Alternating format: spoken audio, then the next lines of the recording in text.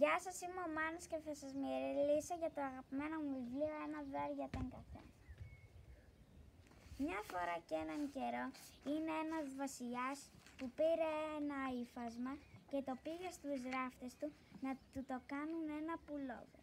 Αφήνουν τα ρετάλια στην πόρτα και τα βρίσκει μια κυρία. Τα παίρνει στο σπίτι της, ράβει το πουλόβερ για τη γιαγιά της και αφήνει τα ρετάλια στην πίσω πόρτα. Τότε περνάει ο ασβός και τα παίρνει. Τότε πάει στο σπίτι του και φτιάχνει ένα καπέλο. Αφήνει τα ρετάλια πίσω από το σπίτι του. Και τότε έρχεται η Αλεπού και βρίσκει τα ρετάλια και τα πήρε για να κάνει τα γάντια της γυναίκας του. Και τότε έρχεται ένα ποντικάκι και βρίσκει τα ρετάλια που άφησε η Αλεπού και τα παίρνει στο σπίτι της και φτιάχνει ένα μικρό κασκόλ για το παιδάκι της. Και όταν κάτι δεν είναι χρήσιμο για μας, μπορεί να είναι χρήσιμο για τους άλλους.